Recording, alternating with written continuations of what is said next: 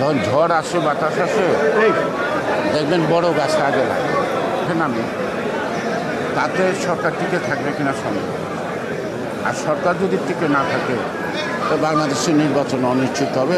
ইতিমধ্যে ডক্টর মোহাম্মদ ইউনূস সাহেব দেশে বিদেশে এমনকি 2 দিন আগেও তিনি দৃঢ় প্রত্যয় ব্যক্ত করছেন যে যথাসময়ে নির্বাচন হবে।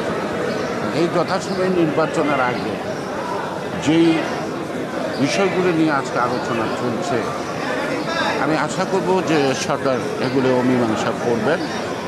অর্থাৎ জাতির সাথে এই 7 জন কমিশনার যে প্রতারণা করছে কোনো কোনো ক্ষেত্রে বা ধোঁকা দেওয়ার চেষ্টা করছে, বোকা বানানোর চেষ্টা করছে, এটা সাধারণ মানুষও বুঝছে।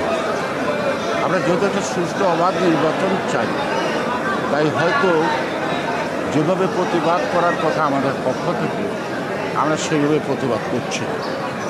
কারণ আমরা যদি প্রতিবাদ করি বা আমরা যদি মাঠে নামি তাতে সরকার টিকে থাকবে কিনা সন্দেহ।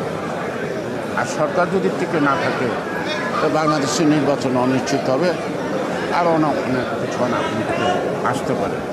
তাই অত্যন্ত ধৈর্যের সাথে গণতন্ত্রের সাথে এবং দেশের শান্তিপূর্ণ অবস্থা যাতে বিরাজমান থাকে এবং একটি সুষ্ঠু নির্বাচন আমরা চাই এই সরকারের মাধ্যমে সম্পন্ন হবে। দাদা, ধর্মীয় রাজনৈতিক সংগঠন এবং তরুণদের রাজনৈতিক সংগঠন অব্যাহতভাবে বিএনপির বিরুদ্ধে অভিযোগ করে যাচ্ছে। তারা সরকারকে চাপ দিচ্ছে বিএনপির মতো করে যেন সনদটির সুপারিশ বা নির্বাচন গণবদ্ধ। বিএনপি কী বলছে? বিএনপি একটা বড় দল, যখন ঝড় আসে বাতাস আসে দেখবেন বড় গাছ আগে লাগে।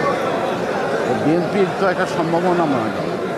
বিএনপি আগামী দিন রাষ্ট্রীয় ক্ষমতা আসবে এই ধারণাটা সবাই পোষণ করে।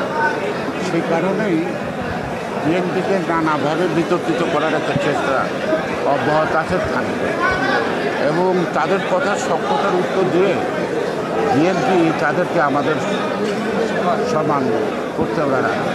আমরা তাদেরকে প্রতিদ্বন্দ্বী মনে করি না। তাদের বক্তব্য তারা দেবে, সরকারকে সিদ্ধান্ত নিতে হবে সঠিকভাবে তারা কোনটা করবে।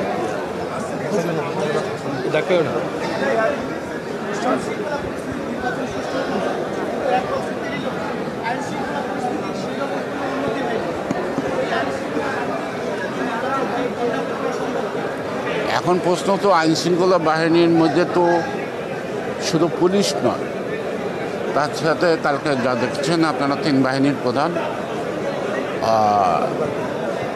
উপদেষ্টার সাথে দেখা করছে এবং যতটুকু আমি জানি তারা এনশিওর করছে সেনাবাহিনী 90,000 প্রয়োজনের যদি বেশি থেকে বেশি নামবে সেটা অন্য কথা।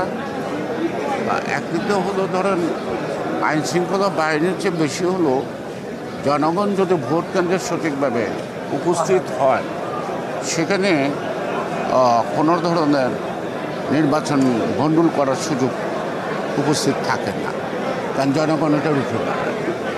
আমরা বলবো যে আইন শৃঙ্খলা বাহিনীর যেটুকু আছে তারা সিনসিয়ারলি কাজ করলে আমার মনে হয় আইন শৃঙ্খলা কী, আমরা যদি ভোট কেন্দ্রে মারামারি না করি, আমরা যদি ভোট কেন্দ্র দখল করতে না যাই, প্রত্যেকটি রাজনৈতিক দল যদি আমরা দায়িত্বশীলতার পরিচয় দিই এবং ভোটারদেরকে নির্বিঘ্নে ভোট দিতে দিই, তাহলে আইনশৃঙ্খলা পরিস্থিতি রক্ষায় যারা আছে তারাই যথেষ্ট।